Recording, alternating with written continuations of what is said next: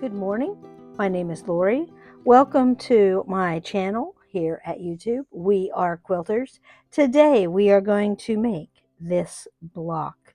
Last week we made this one. We are getting closer and closer to the finish, but we are taking our time.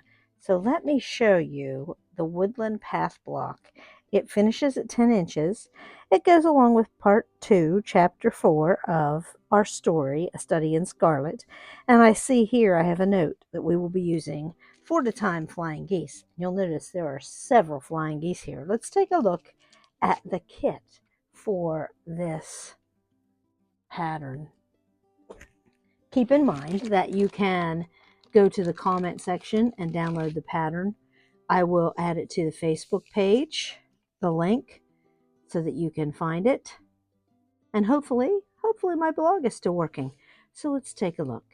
We have 2 yellows. I know it's green here, but it was hard to, colored pencils don't come with 2 yellows.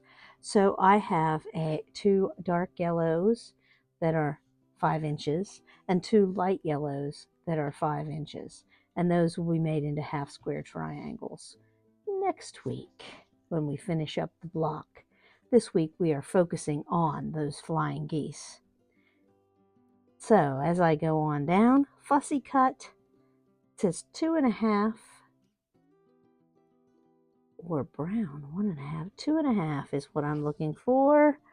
And I see I have it colored in a dark brown. This is actually like a purplish color. So there's 2.5 for that. And then I see it's a stitch and flip center. So I need 4.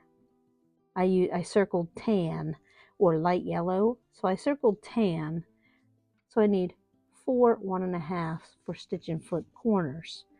I also, for my 4 at a time flying geese, because I have a star there, I need 16 2 inches for my 4 at a time flying geese. Then I need 3 different shades of green and a brown that are 3.5 for my flying geese.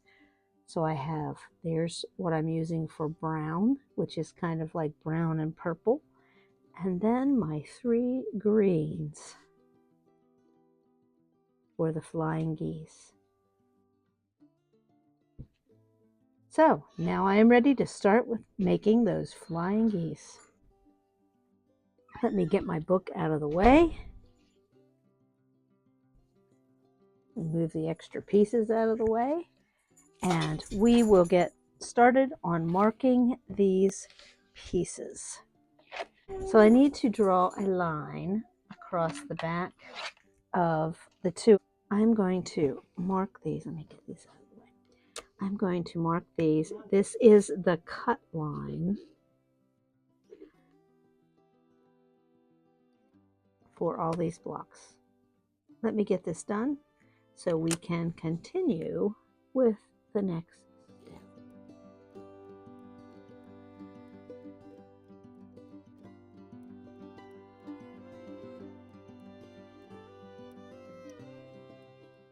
Now that all my blocks are marked, I can set these up and take them to the sewing machine. Remember, this is the cut line. So to do the 4.5 square triangles,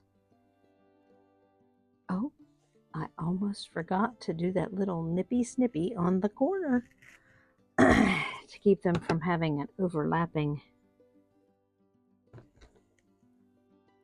problem. Just a little nip of that corner. I lay out my 2. I line up along the sides and line them up with that line in the middle. I do like to, this is one of the few times I like to pin.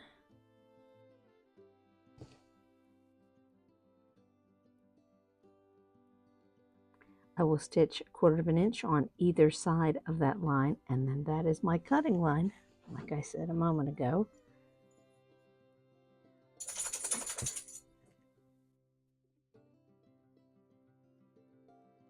How many times will I forget to snip that little part off?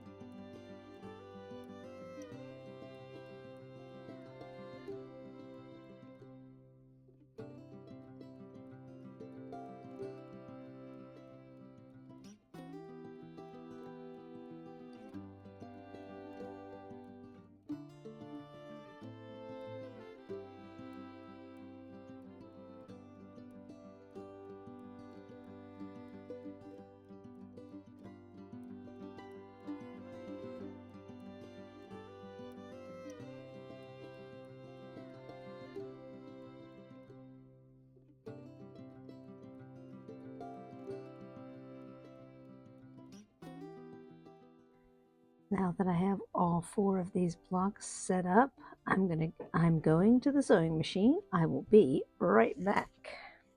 Back from the sewing machine. I have my stitches in. Now I just need to cut on that line. And remember, each one of these makes a heart shape. And then we add that last block. Be back from the iron in just a moment. Time to set the blocks up for the final addition. So remember, we treat this the same way. Line it up along the edges, sew a 1/4 inch on each side, and then we will have our 4 flying geese in each color. Let me get to the sewing machine, and I will be back to show you the work that I have done. Here I am back from the sewing machine. So these are wonderful pieces to speed piece. And when I cut them apart on that line,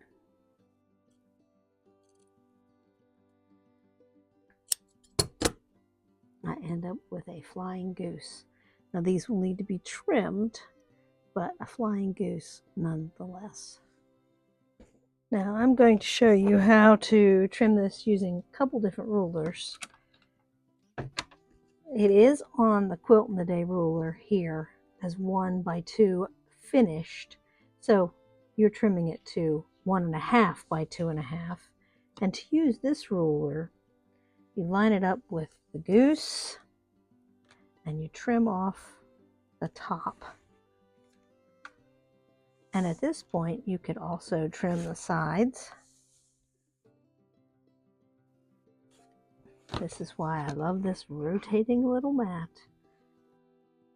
And then I need to trim off the bottom of the goose. So I line up my line there, and that gives me the right dimensions. And there we have the first goose. Let me talk to you a little bit about just a ruler, because not everybody has found this lovely little ruler at a yard sale. So to trim this, you need 1/4 inch here.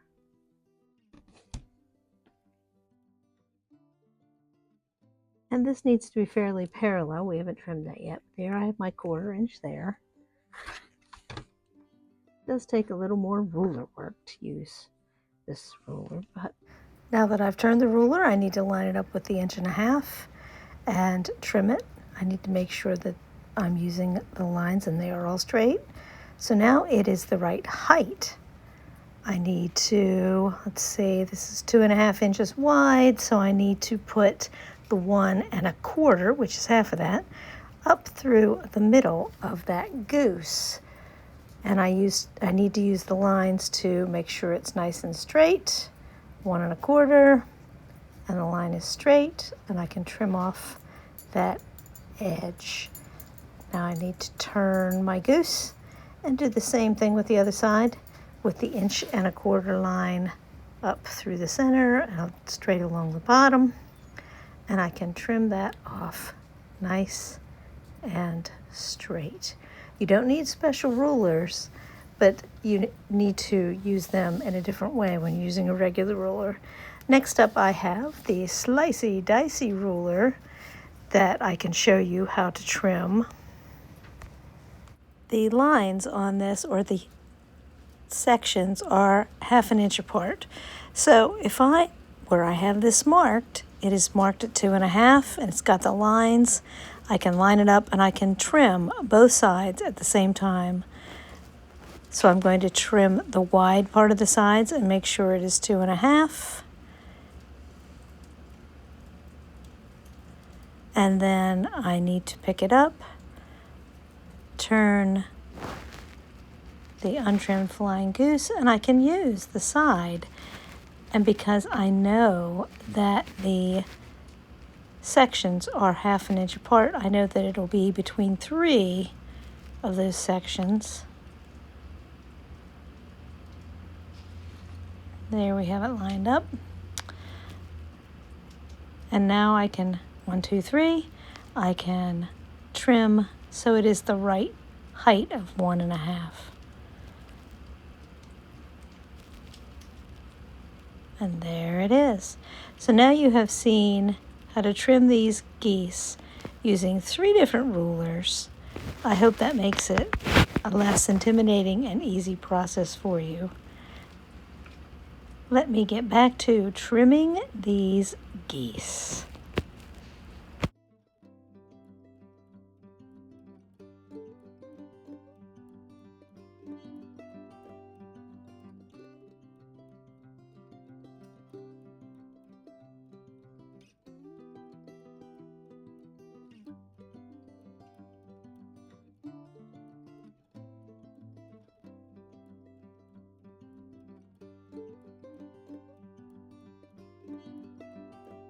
Let me sum up the work for today. We made 4 different sets of flying geese. Next week we will pick up right here with these parts and pieces and get the block finished. Hope you enjoyed this little tutorial on the flying geese parts of this block. See you later. Oh, please remember to like and subscribe and make my day.